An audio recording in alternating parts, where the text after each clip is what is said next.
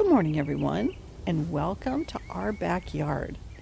In this morning's video, I am going to take you on a little stroll looking at my patio containers and also a couple of updates on some plants and a few hanging baskets. So I guess it's kind of odds and ends.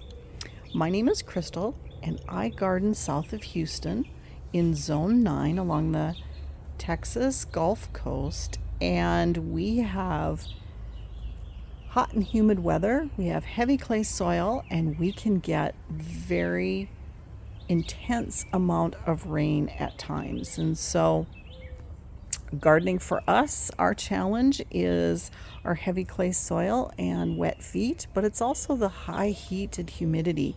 A lot of plants that do well in high heat but require drier conditions, or not as wet feet don't do as well here. In fact, a lot of them struggle.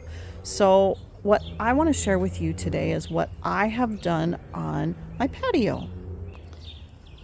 I like to grow tropical hibiscus in these very large ceramic containers, and I thought I had lost them in our freeze, and I did. They were dyed to the soil level, but this one is a really pretty pink, and this one a pink bloom, and look how beautiful this one is returning.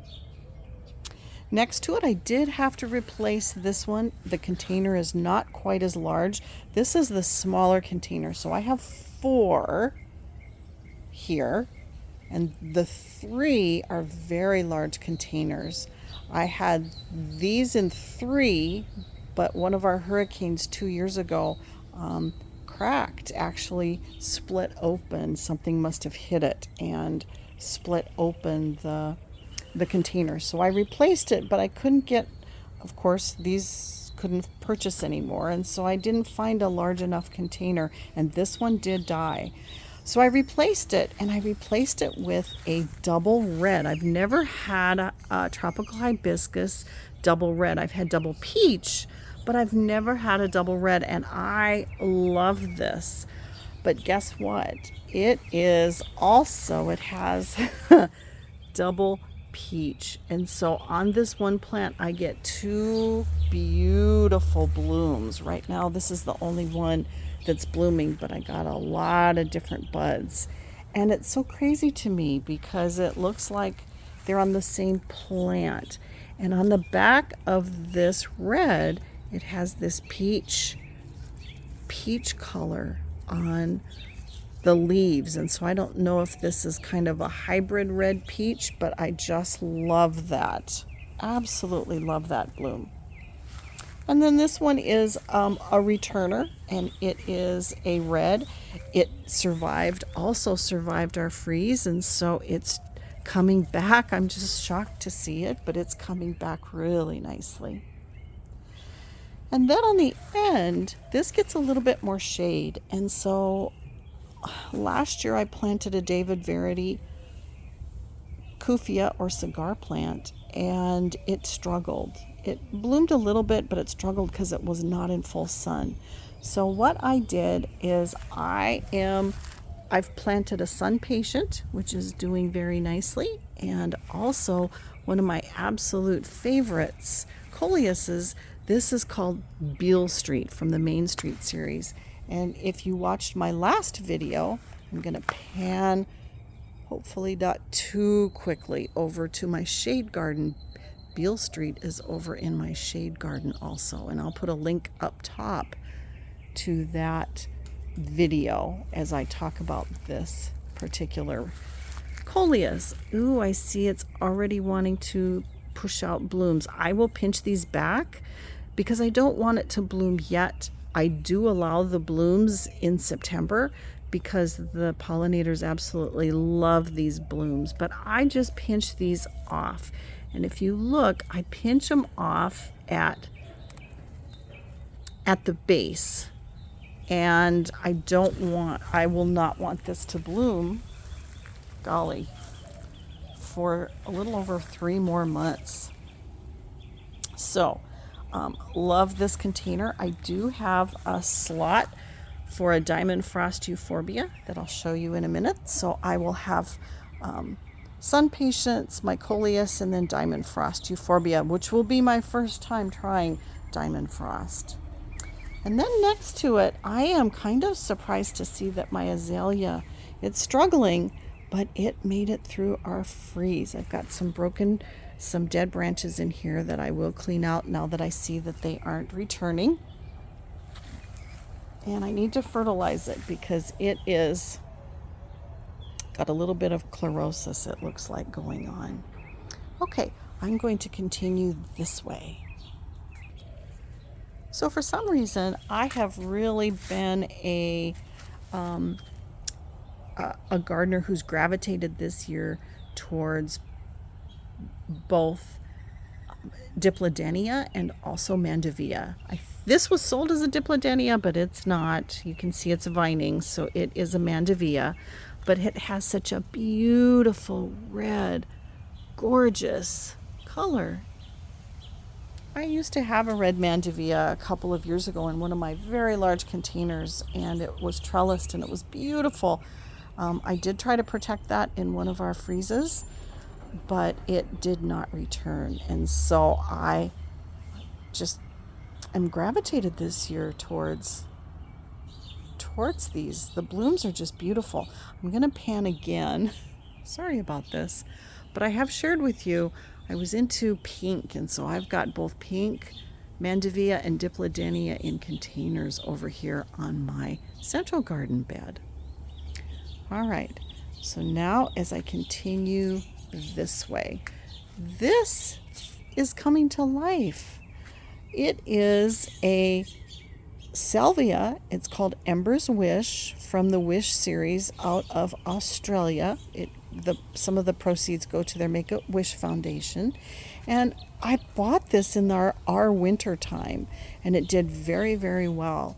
Last year, it kind of struggled in our hot and humid weather. And so I'm going to see what it thinks of this year. But I'm really happy to see it is blooming and the hummingbirds are visiting it. And I really like that mauve calyx color. And then, of course, these beautiful, beautiful pink blooms. Next to it, I have what I have said I don't ever want to purchase, and I'm not going to say that anymore, because I do like to purchase them for our very early spring. And these happen to be supertunias. They are the bubblegum and the whiteout, and they're considered, from Proven Winners, their most vigorous, and you can see they're doing pretty darn well. They don't like our hot, humid summers, and so they pretty much struggle during the summertime. But for me, I decided, to have this pop of color in spring. Let's do it. Wasn't very expensive for the two plants. I also have salvia in here, Mystic Spires, and Mystic Spires just is also vigorous, and it's growing as the Thriller. And I really like this container. I bought this. It's it's got some concrete. It's called a light concrete. I bought it from Costco, and I really like it because it's almost as high as my urn, and having the cascading effect from the supertunias, I really like that. So I'll need to replace these and put in summer flowers, but right now they're still doing so well that I'm just loving looking at this.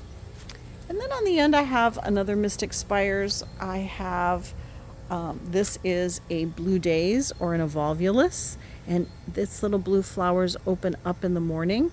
This did die back to the ground, but it is returning. Love it. I do have a spot here. I haven't decided what I'm going to put in there yet. So he's empty at the moment. And then I've got a couple of hanging baskets. This one is, well, they're similar, but they have different color blooms. This one is a Terrenia, or a wishbone flower.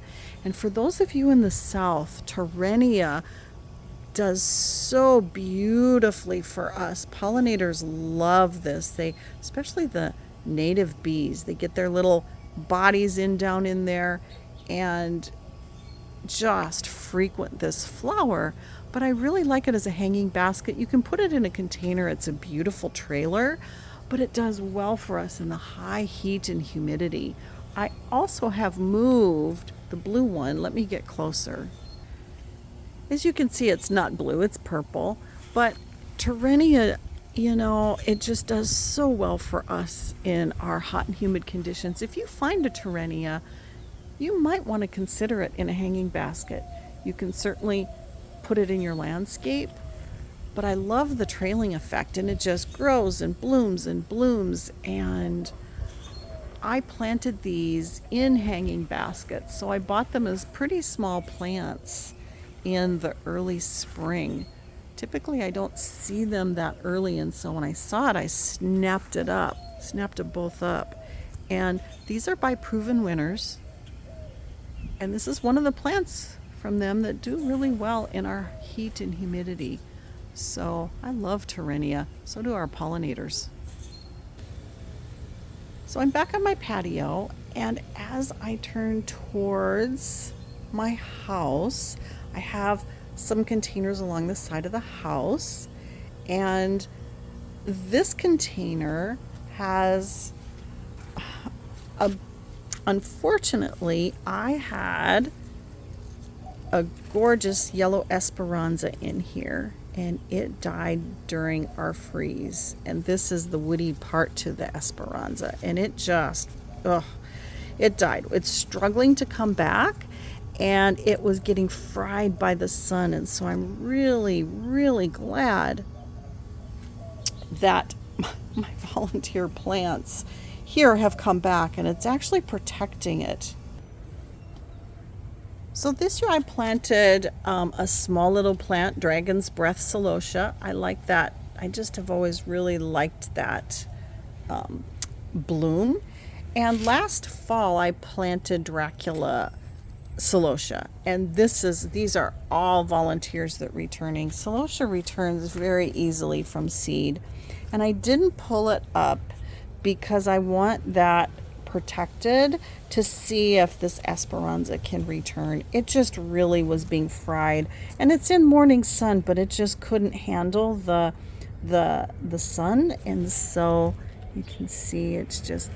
So I'm gonna see if this will help protect it, but as you can see, Celosia does very well here. And next to the Celosia, I have a porterweed. And this is a red porterweed. You know me, I'm a huge porterweed fan. And this is in front of my kitchen window. And the reason I like to grow porterweed here is it will grow up to the window, and the hummingbirds love, love, love to come and visit porterweed. So as I come down, you see part of my drip irrigation system here. I only have drip on my on our outdoor faucet. I do not have drip, dedicated drip. Let me come over here. So I have a couple of large ceramic containers of Turk's Cap, and my Turk's Cap is just starting to bloom. As you can see, I'm so happy. This is a pollinator favorite. It is a native plant to us, and Turk's Cap just does so well down here. This is in morning sun. I have a Turk's Cap more in shade that does not bloom well, but in morning sun it's doing real well for me. And I have 2 containers, and it's just starting to bloom. They're like little hibiscus flowers that never open. They're so pretty. So I did visit the nursery, and I got a couple of plants. They're on my patio, protected in shade, and get a little bit of morning sun. And I'm hardening them off before I plant them out. And for those of you that are Diamond Frost Euphorbia fans, this is the first time that I have purchased Diamond Frost. But I'm going to put this in my container that I shared with you with the coleus because I just think that's going to be hopefully very, very pretty. And then I have some zinnias. I do have zinnia seed, but I really liked that bloom and that color. And I'm going to put this, let me show you the container that I'm going to put this in. So in my garden, I have just planted a native passion vine. So let me go over to this new container. And I rooted this last year before our freeze, and I've just planted this out, and I'm going to put those zinnias, those 3 zinnias in here. This passion vine will climb the bamboo pole, and then it will go onto the trellis system. We'll have it trained to go to the trellis system that it just grows gorgeously. On the end, I also have the vine. And this happens to be a native, like I mentioned. This is called cotton leaf. And I was very happy that it returned, but I'm not guaranteed because I've planted it in the ground, and at times, sometimes during our freezes, it has not returned. So I try to get a cutting and protect it, so I will have this vine because it's difficult to get. And ooh, I've got tiny little caterpillars here. That's awesome. That's awesome. And the reason I can't get it is because I did get this original vine from a nursery owner who gave me the cutting, and she has since passed, I shared. And so this, to me, I really want to make sure that I have it. So I took 4 cuttings, and this one I was successful with. And so I am going to put those zinnias in here to help protect it around the base. So I also got one more of this Salvia coccinea, which is called Summer Jewel. And I have a little bit of a space gap, and so I wanted to get one more to put that in the space gap in my central garden bed. And then I have a new plant to me. This is a native milkweed, and I purchased this from Joyful Butterfly. And this is native to the Houston area, and it's called green milkweed, or Asclepias viridis. And I am really excited to get this planted out into the garden because I have right now 2 natives, and I'm excited to get this particular native in to see how well it will do. Let me show you the back of its tag. The reason I want it is because it's the host plant to the monarch and queen butterflies, and they get 12 to 24 inches tall, and you can see they're supposed to be hardy from 5 through 9. And so I'm real excited. And when I was doing looking up to see what were some of the real native plants to the Houston area, green milkweed kept coming up. So did a couple of other plants. So I did want to try this one. And I have grown this particular milkweed. This is called balloon milkweed, or Oscar milkweed. And it's because they get these balloon-shaped blooms, if you will, and they seed prolifically. And so I actually have balloon milkweed seed, and unfortunately I didn't get it planted out, I don't think, soon enough. So one of the things I did not realize is I had a stowaway on this plant. Had it for about a week, and look, he's growing really well. So I've got a monarch caterpillar from this plant. So anyway, I'm really excited to get this balloon milkweed out into the garden also. Well, thank you for joining me today. A lot of times I don't go through what I have on my patio, but they are looking really nice. And I thought I need to do that. I really enjoy the blooms that I have on this patio. And I really like all the pollinators that come close. Hummingbirds and bees and butterflies. I just enjoy having nature close. Thank you for joining me today. You can hear the birds, they're wanting to come in and eat. I think I'm cramping their style. So I really wish you blessings today. I hope you have a wonderful day, and I hope to see you again soon.